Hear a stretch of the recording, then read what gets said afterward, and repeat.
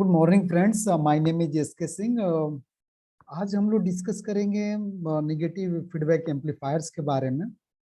सबसे पहले हम जानते हैं कि एम्पलीफायर क्या होता है। एम्पलीफायर बेसिकली क्या होता है कि सिग्नल को एम्पलीफाई करता है। ठीक है, सिग्नल की एम्पलीफाई क्या, सपोज कीजिए कि आपका सिग्नल मान के चलिए 1 है। ठीक है, तो इसको एम्पलीफाई करके आप एक से ज्यादा कर सकते हैं, मतलब 10 भी कर सकते हैं, 20 भी कर सकते हैं, 30 भी कर सकते हैं। तो मतलब यहाँ पे बेसिकली यही हुआ कि सिग्नल को एम्पलीफाई करना। ठीक है, एम्पलीफायर का बेस्ट एग्जांपल आप बोल सकते हो क्या है एम्पलीफायर का बेस्ट एग्जांपल। एम्पलीफायर का बेस्ट एग्जांपल आपका लाउड स्पीकर है। ठीक है, जो कि आप जनरल लाइफ में आप देखते हो। ठीक है, तो इसको लाउड स्पीकर, इसको बेस्ट एग्जांपल आप बोल सकते हो एम्पलीफायर का। तो आइए हम देखते हैं। यहाँ पे देखो कि प्रैक्टिकल एम्पलीफायर का जो हम लोग देखेंगे तो सबसे ज्यादा एम्पलीफाई लगभग ये मतलब एम्पलीफाई आपको 10 के पावर 5 तक ले कर पाता है। सॉरी, ये मतलब एम्पलीफायर जो है मतलब 10 के पावर 5 तक लेकर मतलब 1 मिलियन, सॉरी मतलब 10 के पावर 6 तक ये एम्पलीफाई कर पाता है। सपोज करो कि आप सिग्नल 1 दिए। ठीक है, तो यहाँ पे आउटपुट आपको 10 के पावर 6 तक ले हम लोग इसको रिसीव कर सकते हैं। ठीक है, तो इसीलिए मतलब ये एम्पलीफायर का जो काम होता है लाउड स्पीकर में हम लोग यूज करते हैं बेसिकली। देखो सबसे पहले बड़ी बात है कि जब भी हम लोग यूज करते हैं एम्पलीफायर में, तो यहाँ पे आप देखना एक ट्यूनिंग रहता है लाउड स्पीकर में। ठीक है, तो हम लोग जब भी साउंड को बढ़ाना होता है तो क्या करते हैं, इसको रोटेट करते हैं। तो जब रोटेट करते हैं तो बेसिकली हम लोग करते क्या है, आइधर हम लोग करंट का वैल्यू या वोल्टेज के वैल्यू को बढ़ाते हैं, तो उस समय हम लोग को लगता है कि साउंड क्या हो रहा है, क्या बढ़ रहा है। ठीक है, दूसरा इंपॉर्टेंट पॉइंट है, जब भी हम लोग सिग्नल देते हैं, सिग्नल जब भी आप दे रहे हो, ठीक है, तो सिग्नल देते हो तो यहाँ पे सिग्नल के साथ साथ बहुत सारे नॉइज भी चला जाता है। तो नॉइज बहुत सारे फॉर्म में हो सकता है आपको, मतलब टेम्परेचर के फॉर्म में होता है, प्रेशर के फॉर्म में होता है, या अनवांटेड कोई फ्रीक्वेंसी प्रेजेंस के कारण होता है। तो बहुत सारे रीजन होता है जिसके कारण हम लोग यहाँ पे आउटपुट सिग्नल में क्या होता है कि नॉइज मिलता है। ठीक है, तो इस नॉइज को हम लोग को क्या करना है, सप्रेस करना है। ठीक है, ये नॉइज हम लोग कैसे रोकेंगे, तो इस नॉइज को रोकने का हम लोग क्या करते हैं कि फीडबैक देते हैं। तो फीडबैक बेसिकली क्या होता है कि आप जब भी देखोगे, सपोज करो कि आप यहाँ पे इनपुट दिए। ठीक है, इनपुट दिए, तो यहाँ पे आप इनपुट दिए और यहाँ पे आप इसको बोल सकते हो ओपन लूप। ओपन लूप इसको, क्योंकि यहाँ पे कोई फीडबैक नहीं है। लेकिन यदि इसी को हम यदि आप फीडबैक आप दे दो, यहाँ पे एक फीडबैक दे दो यहाँ पे। ठीक है, तो फीडबैक देने के बाद यहाँ पे क्या क्या हुआ, तो यहाँ पे आपका ये हो गया क्लोज लूप हो गया। ये क्या हो गया, ओपन लूप से क्लोज लूप में कन्वर्ट हो गया। और यहाँ पे बेसिकली जो हम लोग फीडबैक देते हैं, आउटपुट का कुछ पोर्शंस होता है। सपोज कीजिए कि यहाँ पे आउटपुट हमको 10 मिल रहा है, तो इसका कुछ पार्ट जो हम लोग फीडबैक में देते हैं, यही यहाँ पे डिफिनेशन में लिख रहा है, the process of injecting a fraction of output energy of some device back to the input is known as feedback. इसको हम लोग क्या बोलेंगे, फीडबैक बोलते हैं। और फीडबैक कितने टाइप का होता है, 2 टाइप का होता है। पहला होता है पॉजिटिव फीडबैक, दूसरा होता है निगेटिव फीडबैक। ठीक है, तो बेसिकली हम लोग पॉजिटिव फीडबैक में क्या करते हैं कि आप जितना मतलब दे रहे हो, सपोज करो कि आप यहाँ पे कोई सिग्नल दिए। ठीक है, तो सिग्नल दिए तो यहाँ पे एम्पलीफायर से जब पास करेगा तो कितना हुआ, 180 डिग्री यहाँ पे फेज शिफ्ट हुआ।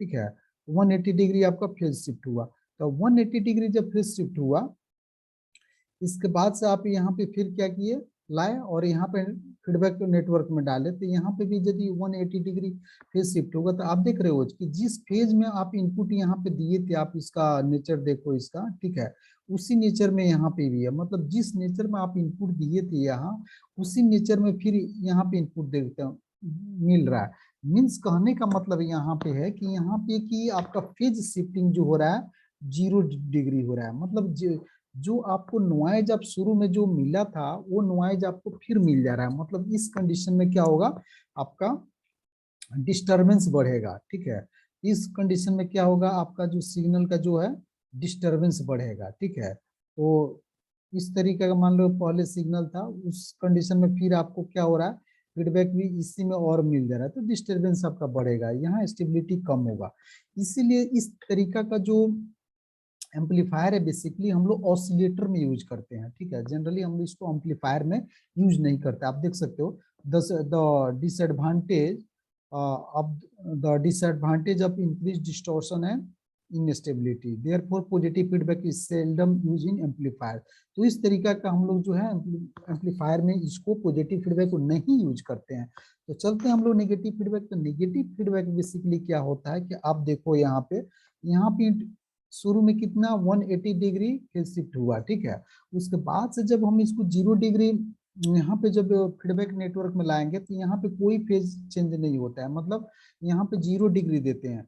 तो 180 डिग्री और 0 डिग्री रिजल्टेंट कितना हुआ 180 डिग्री। अब देखो यहाँ पे इसका नेचर देखो, यहाँ पे पॉजिटिव जा रहा है, यहाँ पे निगेटिव जा रहा है। मीन्स यहाँ पे आप सिग्नल को देखेंगे तो एक मान के चलो पॉजिटिव दे रहे हैं, तो यहाँ से कितना हो गया निगेटिव हो गया, मतलब अपोजिट डायरेक्शन में जा रहा है। तो इस कंडीशन में क्या हो रहा है 180 डिग्री का फेज शिफ्ट हो रहा है, तो इसलिए हम लोग इसको बोलते हैं निगेटिव फीडबैक बोलते हैं।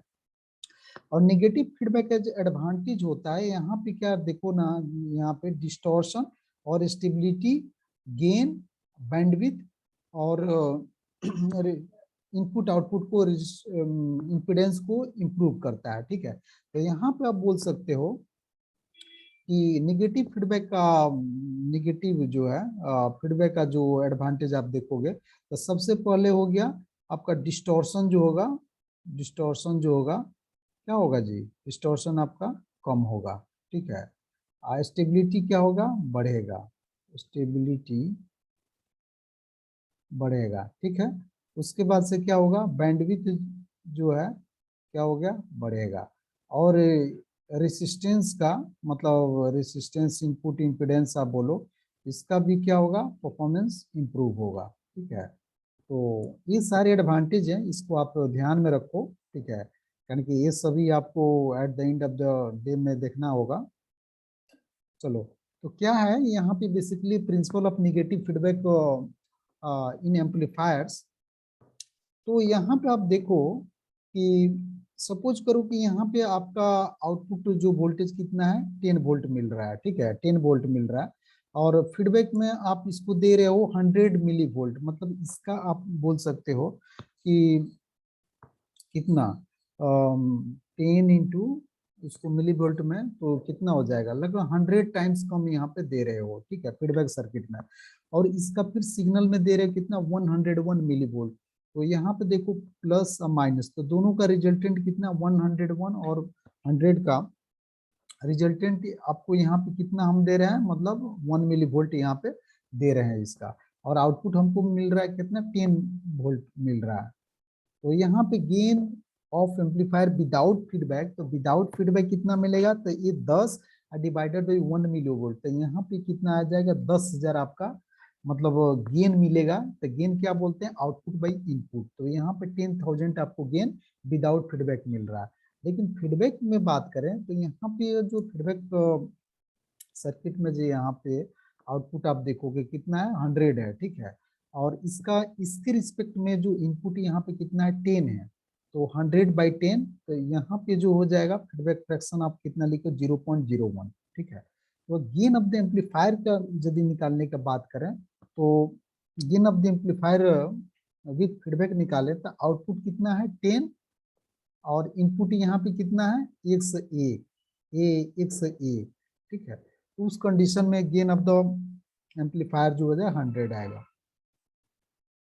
यहाँ पे बोल सकते हैं कि क्या बोल सकते हैं कि आपको जब भी हम मतलब निगेटिव फीडबैक देते हैं तो उस कंडीशन में गेन हमको क्या होता है कि रिड्यूस होता है। आप देख सकते हो कि लगभग 100 टाइम्स रिड्यूस हुआ है, ठीक है। तो देख सकते हो ये सारी चीज।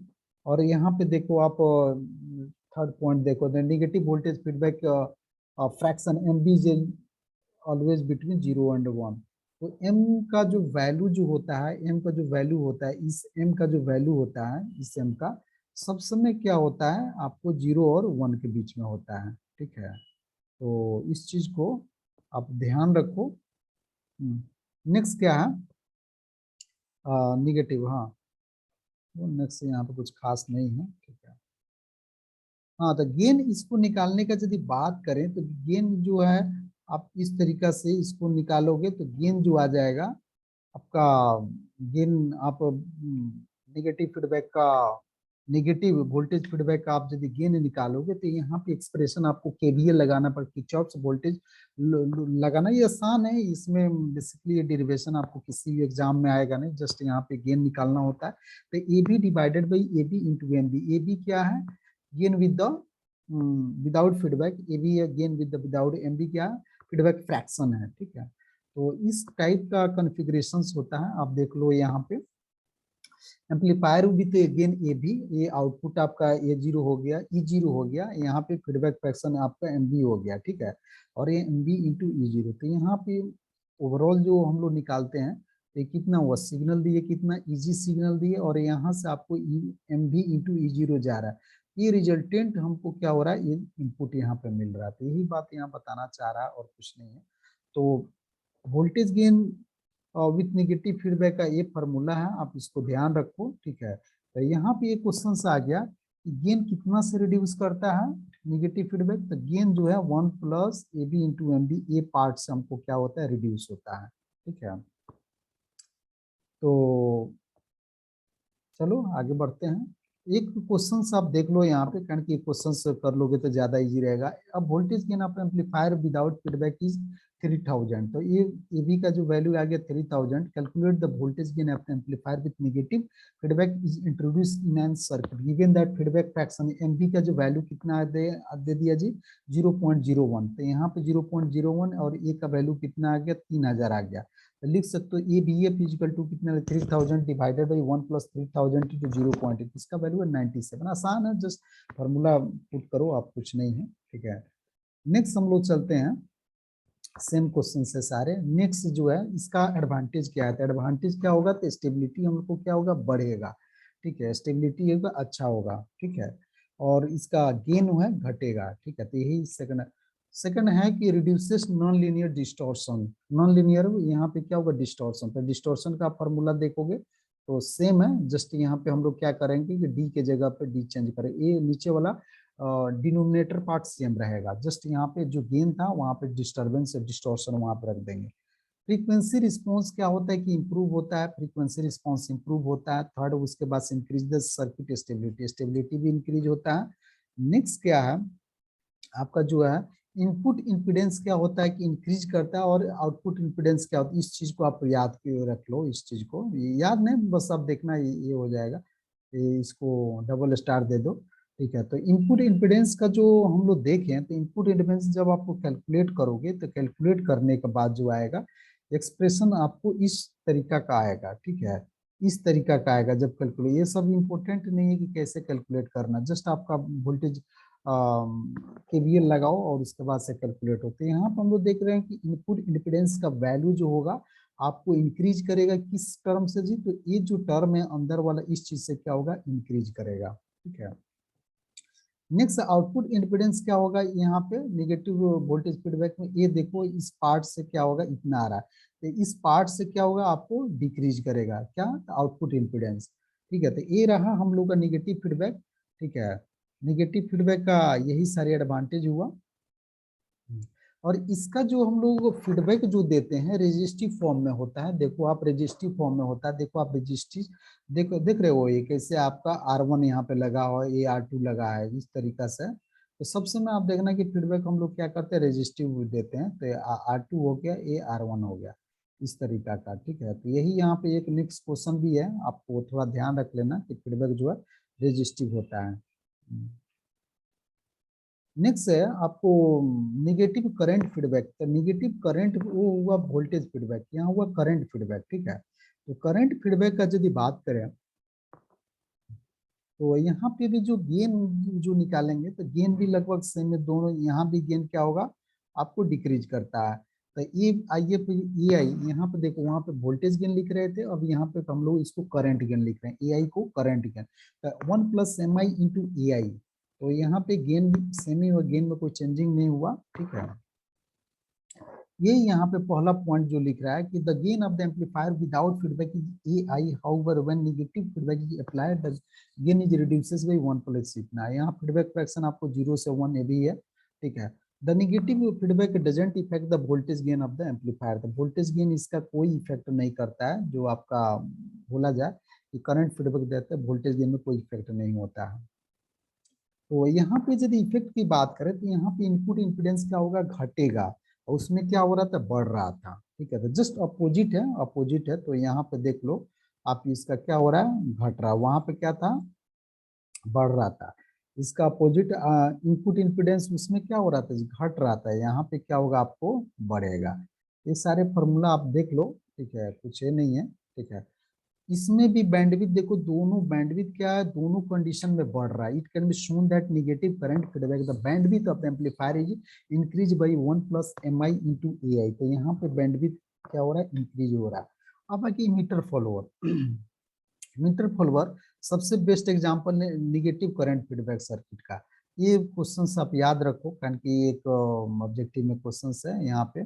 तो इमीटर फॉलोअर हम लोग किसको यूज करते थे, निगेटिव करंट फीडबैक सर्किट को हम लोग यूज करते हैं। ठीक है, तो यहाँ पे देखेंगे तो आप जो बाइसिंग आप देख रहे हो यहाँ पे, आपको जैसे R1 यहाँ पे बना हुआ है, फिर R2 हुआ।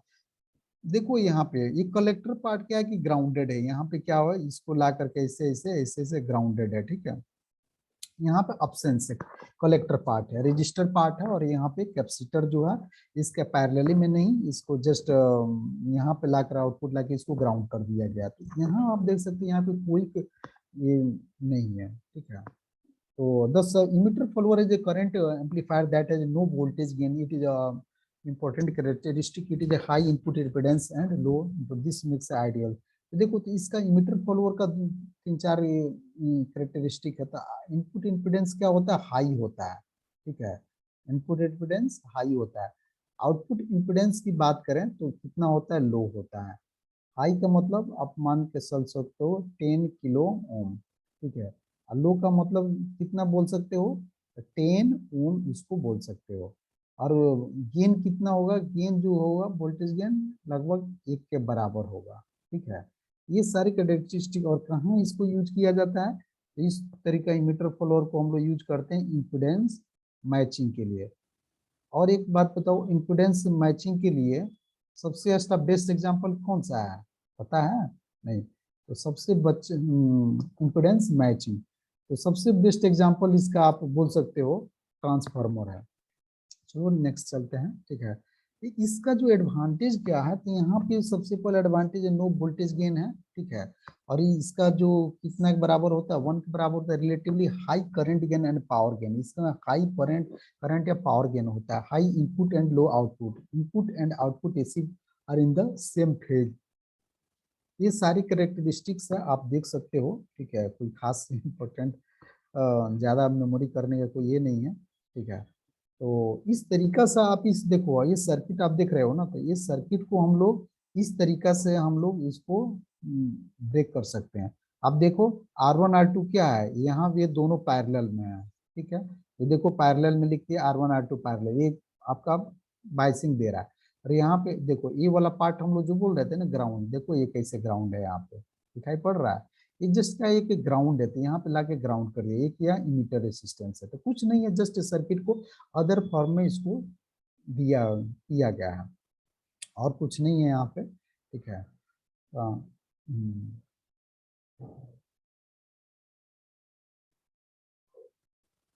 तो आगे बढ़ते हैं। ठीक है, output impedance of emitter follower का यदि बात करें, एप्लीकेशन ऑफ इमीटर फॉलोअर, तो हाँ, एप्लीकेशन इमीटर फॉलोअर का पहला जो होता है, to provide current amplification with no voltage gain.